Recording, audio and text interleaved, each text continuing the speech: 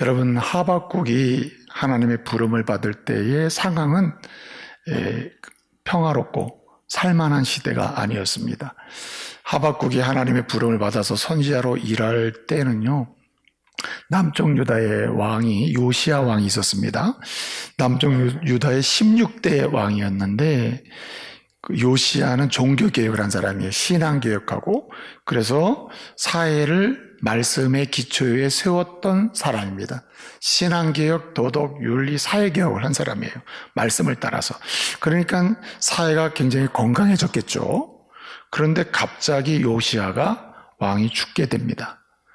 이러한 개혁하고 변혁, 뭔가 새롭게 사회를 이끌던 리더십이 말씀에 입각해서 남쪽 유다를 이끌어가던 사람이 죽게 되니까 그 사회가 어떻게 되겠습니까? 약간 혼돈이 올 거 아니에요. 사실 요시야가 이제 남쪽 16대 왕인데 이 사람이 죽게 되는 과정이 있습니다. 그 죽게 되는 과정이 어떤 거냐면 그 당시에 아수르라고 하는 나라가 있었는데 아수르라는 나라가 수도가 니느웨입니다. 이 니느웨 성이 바벨론이라고 하는 나라에 멸망을 당했습니다.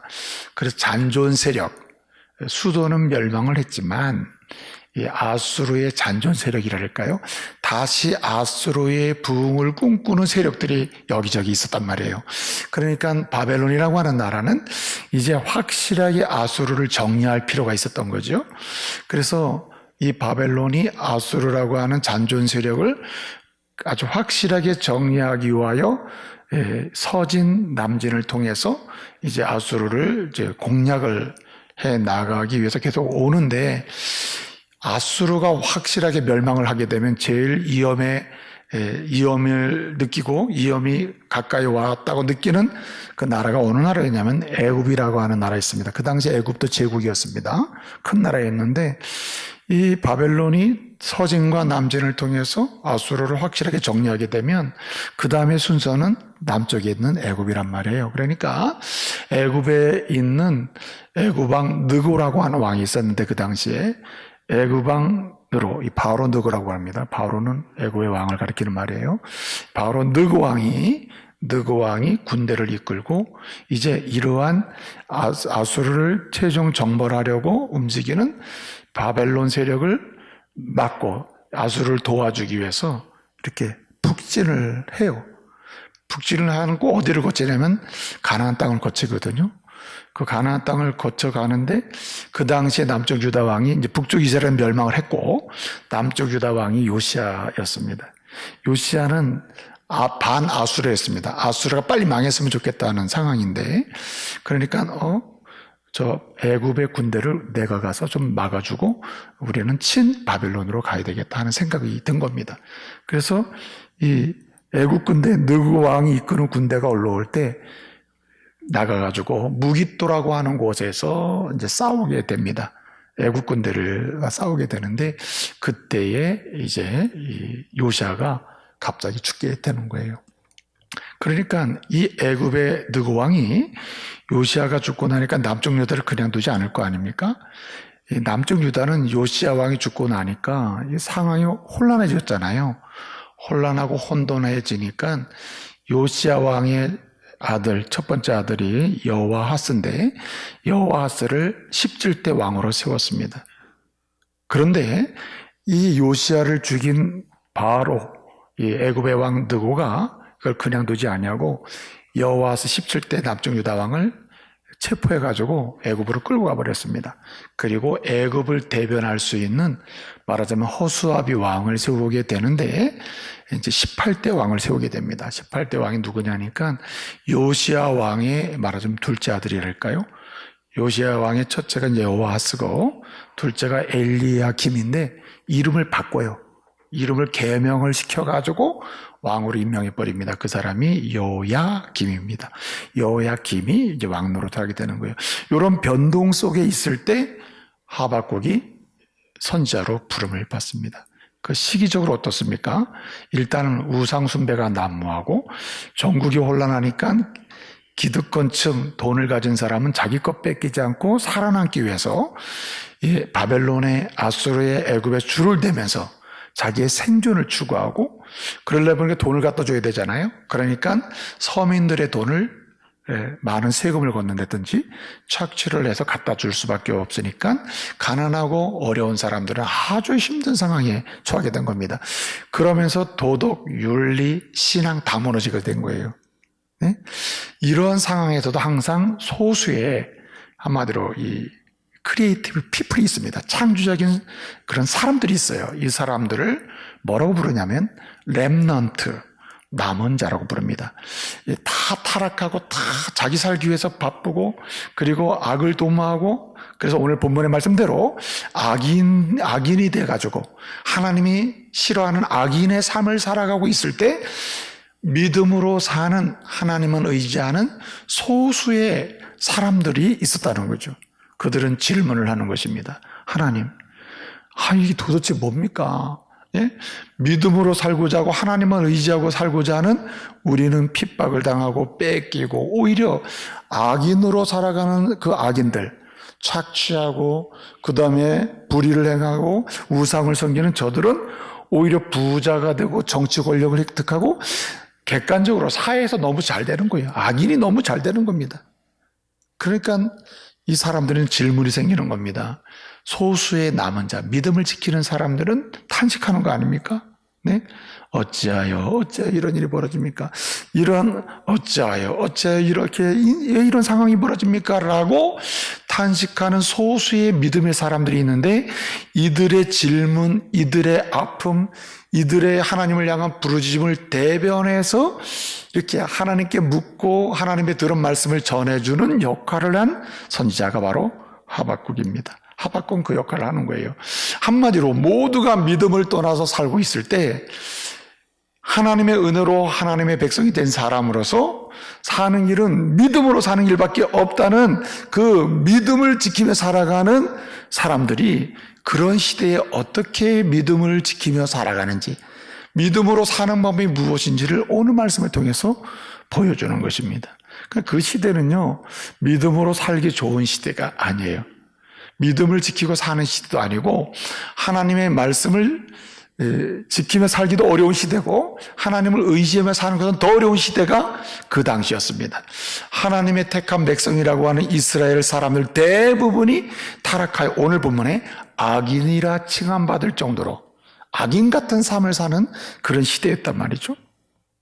이럴 때 하박국이 대변하고 있는 소수의 남은 자들, 창조적인 그런 사람들, 신앙으로 사는 사람들이 주님께 질문을 던질 거 아니에요? 이 질문에 대한 대답이 딱 하나입니다. 상황이 어찌하든 간에, 상황이 피곤한 상황이든 죽음이 밀려오는 상황이든 그 다음에 사회가 막 요동을 치고 더 이상 희망이 없다고 생각하는 그 상황이든 어떤 상황이든 간에 성도가 사는 방법은 무엇으로 산다? 믿음으로 살아야 된다는 거예요. 왜 그렇습니까? 성도가 어떻게 됩니까? 우리가 어떻게 하나님의 자녀가 됐습니까? 하나님을 믿음으로 자녀가 됐죠. 예수 그리스도를 믿음으로 제사함받고 믿음으로 하나님의 자녀가 되고 믿음으로 성도가 됐단 말이에요. 그러므로 믿음으로 구원받고 믿음으로 하나님의 자녀가 된 자가 사는 방식도 뭐밖에 없어요? 믿음으로밖에 살 수가 없다는 거예요. 그래서 여러분 오늘 하박국을 통해서 2장 4절의 말씀은 그겁니다. 여러분 믿음으로 구원받고 믿음으로 하나님의 자녀가 된 성도는 사는 방법이 뭐냐?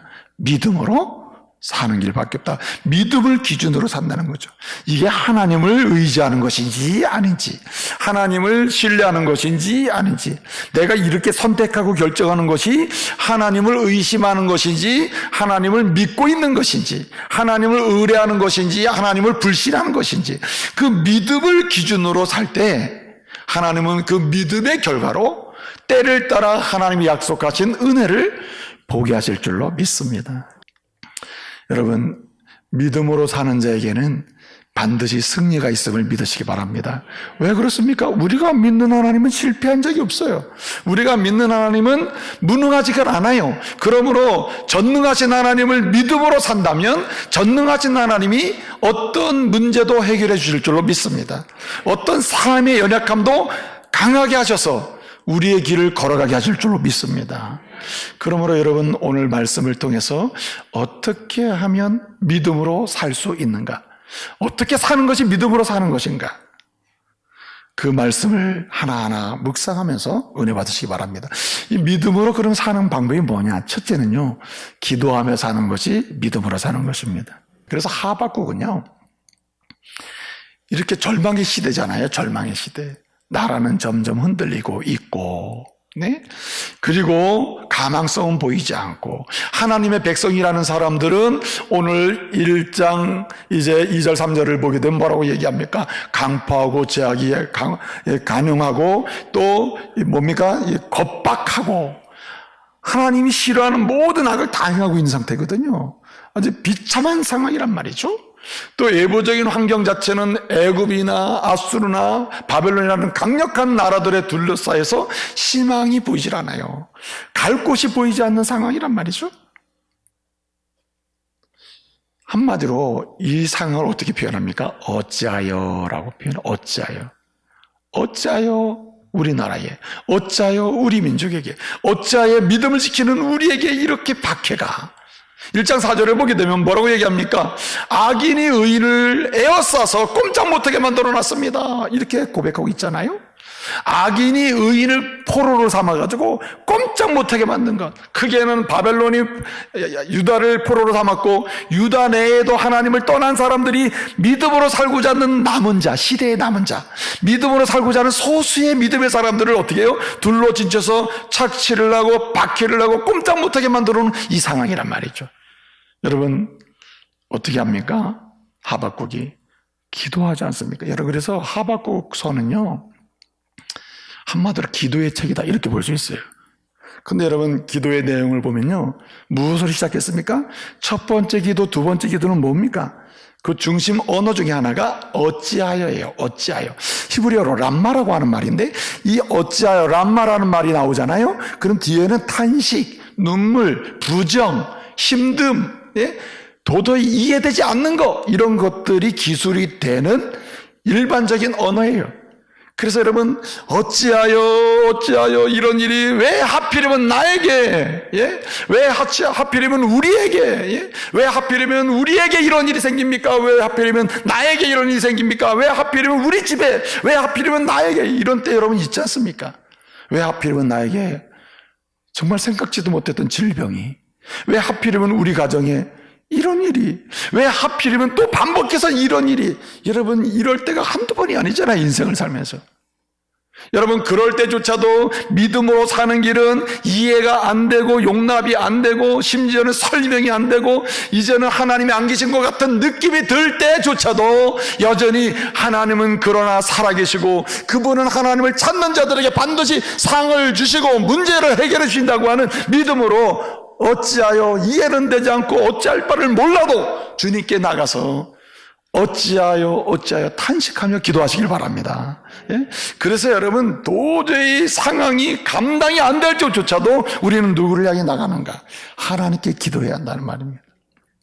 놀라운 사실은요 이렇게 어찌하여라는 기도할 정도로 두 번째 기도도 마찬가지 아닙니까? 1장 13절을 보게 되면 어찌하여 이 거짓된 자들을 통해서 우리 민족이 이렇게 심판을 받는다는 말입니까? 라고 얘기하거든요. 어찌하여 바벨론을 들어서 이렇게 하거든요. 여러분 도저히 이렇게 상상이 안 되고 왜 일어나는 일이 이제 설명이 안 되고 그럴 때에도요 주님 앞에 나가서 어찌하여 탄식하며 기도하다 보면요 주님께서 어찌하여가 어떻게 되느냐 그리 아니하실지라도 아니면은 또 어떻게 됩니까? 알겠습니다. 그렇군요. 하나님께서 우리에게 응답해 주실 줄로 믿습니다. 어찌하여로부터 시작해서 우리는 어디까지 기도를 해야 되느냐? 힘들 때도 어찌하여 기도해야 되지만 하나님의 은혜를 받고 평안하에 든든히 서갈 때에도 이거구나 깨달았을 때에도 갈 길이 보일 때에도 우리는 기도해야 합니다. 무슨 기도합니까?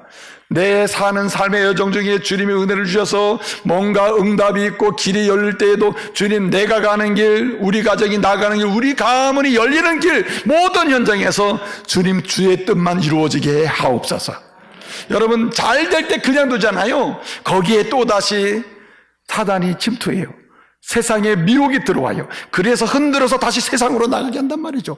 또 잘 되고 있을 때 실패하게 만드는 것이 세상의 미혹거리란 말이에요. 그래서 여러분 어떻게 합니까? 주여, 수일 내에 주의 일이 우리 가정에서, 우리 나라에서, 우리 교회에서 부흥이 있게 해달라고. 좋을 때는요, 부흥을 위해 기도하시길 바랍니다. 예? 그리고 여러분, 기도의 마지막이 무엇입니까? 주여, 주님께서 계획하신 우리 가정을 향한 주님의 계획, 내 자녀를 향한 주님의 계획, 우리 가정을, 우리 교회를 향한 주님의 계획, 내 개인의 인생을 향한 주님의 계획, 우리 부부를 향한 주님의 계획을 이루어 주십시오. 부흥시켜 주십시오. 라고 기도하면서 그로 인하여 사는 날 동안에 주의 영광을 보고, 네? 주의 영광이 가득한 인생을 살게 주옵소서. 그 굉장히 행복한 인생이거든요. 그래서 여러분, 어찌하여 두 번째 기도 가다가 마지막 세 번째 기도는 어떻게 됐습니까? 3장 2절을 보니까 이렇게 기도합니다. 주여, 수일 내에 주의 일이 뭐게 하옵소서? 부흥케 하옵소서. 수년 내에 부흥케 해달라고. 뭘 기도하고 있습니까? 그렇게 어찌하여 이게 뭡니까 하던 기도가 변하여 뭘로 바뀝니까? 주님, 우리 가정을 향하여, 우리 나라를 향하여, 우리 민족을 향하여 믿음을 지키고 사는 나를 향한 주님의 일이, 주님의 계획이 어떻게 해요? 부흥케 하옵소서. 부흥케. 여러분, 성도의 마지막 기도 제목은 뭡니까? 부흥이에요. 부흥. 여러분, 가정을 향한 부모의 마지막 기도는 부흥이어야 돼요. 하나님의 은혜가 가득한 가정, 하나님의 은총이 넘치는 자녀의 인생, 하나님의 인도하심을 끝까지 경험하는 믿음의 가족들의 인생, 그게 부흥이래. 근데 여러분, 부흥에서 끝나지 않습니다. 부흥이 있는 곳에 뭐가 있어요? 하나님의 영광이 있는 것입니다. 여러분, 하나님의 영광은 두 가지예요. 이렇게 한마디로 좀 어려운 얘기하면 본체론적 영광이 있어요. 하나님은 그 자체로 영광스러운 분이에요. 누가 영광스럽게 만들어줘서 영광스러운 분이 아니고, 하나님은 거룩하고, 하나님은 전지하시고, 하나님은 무소부지하시고, 불변하시고, 끝이 없고 무한하신 분이라 영광스러운 분이에요. 그래서 이렇게 부흥이 있는 곳에서는 하나님의 영광이 나타나요. 두 번째는요, 한 가지 또 있는데, 이게 뭐냐면은 믿음으로 산다는 것은 뭐냐? 기다리는 것입니다. 믿음으로 사는 것은 기도하는 것이고, 믿음으로 사는 것은 기도한 것을 우리가 응답을 기다리게 되는데, 기다리며 사는 것입니다. 기다리며 사는 거예요. 오늘 우리 주님께서 말씀하십니다. 응답을 말씀하시는데 2장에 이제 하나님의 응답이 말씀하거든요. 하나님의 응답을 설명할 때 하박국이 이렇게 얘기합니다. 2장 1절을 보게 되면 내가 파수하는 자리에 서서, 내가 파수하는 곳에서 성루에 서서 내가 보리라 서리라 하면서 뭐라고 얘기합니까? 내가 하나님께서 내 질문에서 어떻게 말씀하실는지, 나에 대해서 어떻게 말씀하시는지 내가 뭐하리라? 2장 1절을 보면 기다리라 이렇게 말씀하고 있어요. 기다리겠다고 얘기해요. 그리고 2장 3절 4절을 보게 되면 뭐라고 얘기합니까? 우리 하나님 말씀하셔요. 2장 3절 2절 이하를 보면 이 묵시는 정한 때가 있나니, 정한 때가 있다 그랬어요. 결코 종말이 속히 오리라 이렇게 말씀하시면서 뭐라고 합니까? 절대로 더딜지라도 기다리라고 해요. 더딜지라도 기다리라. 지체하지 않고 반드시 내가 너에게 약속한 것을 뭐하리라? 이루어 주리라고 말씀하십니다. 그래서 여러분, 기다려주는 것도 믿음의 사람의 하나의 뭐랄까요? 신앙의 덕 중에 하나입니다. 마지막 한 가지가 있는데 그것이 뭐냐면 오늘 말씀 보니까 감사하며 사는 것입니다. 오늘 여기 3장에 보게 되면 세 번째 기도를 하거든요. 세 번째 기도를 하는데 기도의 응답이 어떻게 나타났습니까? 3장 16절부터 나오는 이야기인데 뭐였습니까? 변한 게 아무것도 없어요, 사실은. 하박국과 같이 그 시대의 남은 자로 믿음으로 사는 그 사람들에게 변한 현상은 없습니다. 똑같이 바벨론이 지금 공격해 오려고 하고, 똑같이 타락한 유다 사람들이 있고, 똑같이 애굽이 괴롭히고 있으며, 똑같이 아수르가 잔존 세력이 꿈틀거리고 있습니다. 유다는 가장 약소한 민족으로, 그리고 그 가운데서도 하나님의 백성임에도 불구하고 타락한 상태로 하나님이 싫어하시는 악을 행하고 있어요. 아무것도 변한 게 없어요. 그런데 여러분 오늘 3장 16절 보니까 뭐라 그랬습니까? 하나님의 약속의 말씀을 듣고 보니 이것이 현재적으로 경험이 돼요. 장차 바벨론을 멸망시키고 장차 유다를 책망해서 다시 세울 것을 생각하니까 가슴이 떨려요. 두려워요. 염려가 돼요. 그럼에도 뭐합니까? 이 사실 앞에서 그는 감사했다 그랬습니다. 기뻐했다. 여러분 따라서 힘들어도 감사. 힘들어도 감사하는 거죠. 더딜지라도 감사. 더딜지라도 반드시 이루리라 하신 약속의 말씀을 읽고 어떻게 합니까? 더딜지라도 감사해야 된다. 여러분 오늘 3장 17절 말씀에 보니까 따라서 없을지라도 감사다. 없을지라도 더딜지라도 감사. 그리고 두려운 상황일지라도 감사. 상황이 깜깜해도 감사. 예? 그리고 오늘 말씀 3장 17절 말씀대로 내게 있어야 될 것이 없을지라도 감사. 3장 17절을 보니까 이렇게 이야기하고 있습니다. 무화과 나무가 무성치 못하고 포도나무가 열매가 없고 감람나무에 소출이 없고 밭에는 먹을거리가 없고 외양간에 송아지가 없고 우리에 뭐가 없어요? 양이 없을지라도 나는 나의 하나님으로 인하여 나를 구원하신 나의 구원의 하나님으로 인하여 뭐하리로다? 기뻐하리로다.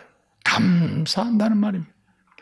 사실은요 3장 17절 말씀의 핵심은 없다는 것을 6번 반복하고 있거든요. 이 말은 하나도 없다는 뜻이에요. 남은 것 딱 하나예요. 내 생명밖에 없다는 거예요. 그리고 나를 만드시고 나와 함께 하시고 내 인생을 책임지겠다고 하시는 전능하신 하나님만 지금 계셔요. 여러분 놀라운 것이 하나 있는데요. 구약 성경을 보면요. 구약 성경 이스라엘 있잖아요. 나중에 이스라엘 다 망하잖아요. 왕도 죽고 왕이 없어지잖아요. 그리고 이스라엘 땅도 뺏기잖아요. 아무것도 없잖아요. 하나님의 백성을 왜 이렇게 만듭니까? 라고 질문하면 나중에 깨닫는 게 뭐냐면 그렇구나. 우리가 땅도 있고 백성도 있고 왕도 있고 먹을 것도 있었는데 진짜 모시고 살아야 될 이분을 모시지 않았구나. 그 뜻을 깨닫는 거예요. 그러니까 여러분 보세요. 질문해 볼게요. 여러분 세상을 살면서 온갖 필요한 건 여러분 물질도 시간도 건강도 예를 들어서 모든 게 다 있다 칩시다. 그런데 여러분 그거 다 갖춰놓고 내가 너의 생명은 가져간다. 그러면 어떻게 하겠습니까? 반대로 여러분 아무것도 없을지라도 살아계신 하나님이 계시고 내 인생을 책임진 주님이 계시고 내 생명이 살아있다면 뭘 선택하시겠어요? 그래도 물질입니까? 그래도 돈이? 내가 죽으면 죽었지 내가 모든 건 다 갖추고 말 거야 그겁니까? 그렇게 살 필요가 있어요? 주님 오늘 알려주시는 겁니다. 지금까지 너희가 모든 것이 없다고 불평하지 않았느냐? 모든 것을 얻기 위해서 나를 버리지 않았느냐? 진짜 주시는 하나님을 버리지 않았느냐? 이제는 모든 것을 잃어도 누구를 붙잡아라? 하나님을 붙잡으라는 말이에요. 이게 믿음이라요. 믿음. 그러므로 여러분 더딜지라도 감사. 여러분이 소원하는 게 더디게 올 수 있어요. 힘들어도 감사. 내게 아무것도 없을지라도 감사. 그리고 주님께 믿음으로 나가면 주님께서 때를 따라 채울 것 채우시고 건질 것 건지시고 인도할 곳으로 인도하시고 반드시 볼 것을 보게 하실 줄로 믿습니다. 오늘 말씀 보니까요 사슴이 높은 곳을 다니게 한다. 이건 승리의 계가를 부르는 거예요. 세상에서 간단하게 맛볼 수 없는 하나님의 은총을 경험하는 노래를 마지막 19절에서 하는 거예요. 여호와는 나의 힘이시라. 돈도 나의 힘이 아니고 관계도 나의 힘이 아니고 권력도 나의 힘이 아니다. 세상이 주는 어떤 것도 내 힘이 아니다. 세상이 나로 하여금 버팀목이 돼줄 수 있는 그 어떤 것도 나의 힘이 아니다. 오직 유일한 내 인생의 힘은 살아계신 전능하신 나의 하나님이다. 나는 그 하나님만 믿고 살리라. 그 하나님께 기도하며 그 하나님의 응답을 기다리며 하나님의 때를 기다리며 그리고 그 하나님이 책임지심을 믿고 감사하는 가운데 승리하시는 믿음의 가족 되시기를 말씀으로 축복합니다.